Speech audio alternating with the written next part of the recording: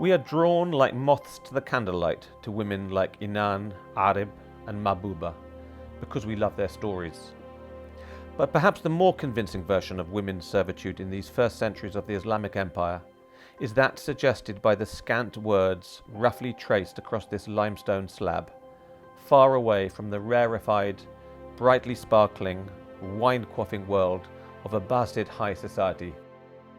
Just as the tomb of the unknown soldier tells a universal story of war and loss, more compelling than the pomp and circumstance of a general's marble sarcophagus, so this skeletal life set in stone speaks to us sorrowfully and takes us down to earth with a jolt. The noisy, brilliant and beautiful singing slave girls are no less real for their rarity, but the great numbers of women, silenced into anonymity by the absence of historical records, whose lives were not even marked by a few chiselled lines on a gravestone, tell their own story of slavery and the suffering it entailed. This is a story which is much less well known, at least in the West, than the Atlantic slave trade.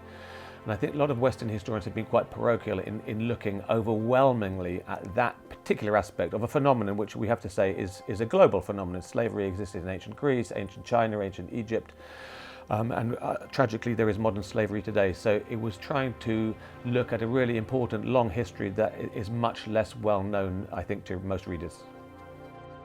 Absolutely loved Captives and Companions. I think it is a fascinating subject, the history of slavery in the Arab and Islamic world. And I think it's one of those subjects that, whilst it should be something that is talked openly about and discussed pretty frankly, like different other aspects of history, I think it is something that we very much shy away from. So I think it's a courageous and rich book, heavily researched, and doing something that is really, really necessary and important to have a much broader conversation about such an important topic.